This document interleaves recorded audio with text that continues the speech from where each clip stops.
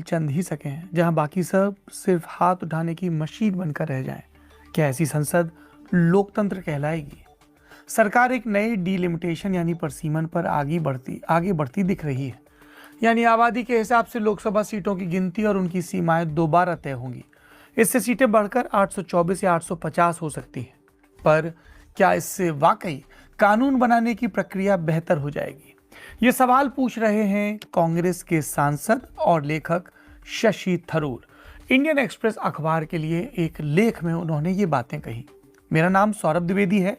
इस कार्यक्रम का नाम वैचार की है, जिसमें हम इंडियन एक्सप्रेस के विचार के कॉलम में उस पन्ने पर छपे अलग अलग आर्टिकल्स को आप तक हिंदुस्तानी जबान और वीडियो के माध्यम में लेकर आते हैं। आगे आप जो बातें सुन रहे हैं वो शशि थरूर के तर्क हैं।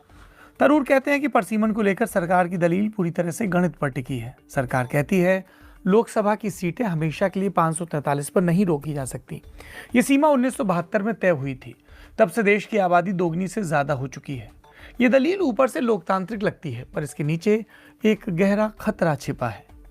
इस परिसीमन के साथ कई बड़ी चुनौतियां भी हैं। सबसे बड़ी तो ये कि जिन दक्षिणी राज्यों ने आबादी पर काबू पाया उन्हें सजा मिलेगी और उत्तर के हिंदी भाषी राज्यों को उनकी नाकामी के बावजूद कहीं ज्यादा इनाम मिलेगा। पर इन सब के बीच एक बुनियादी सवाल अनसुना रह गया। क्या इतनी विशाल और बोझिल संसद का कोई तुक बनता है? थरूर मानते हैं कि दुनिया का कोई भी स्थापित लोकतंत्र ऐसा नहीं करता है। उनके मुताबिक हर परिपक्व लोकतंत्र मानता है कि संसद का एक तय आकार होना चाहिए। ऐसा आकार जिसमें कानून की सही जांच परख हो सके, बहस हो सके और हर सांसद हिस्सा ले सके। 850 सीटों वाली लोकसभा इतनी बड़ी होगी जो दुनिया के किसी भी लोकतंत्र में नहीं है। बकौल शशि थरूर, एक हद के बाद संसद बहस की जगह नहीं रह जाती। वो एक अफरा तफरी भरे अखाड़े में बदल जाती है।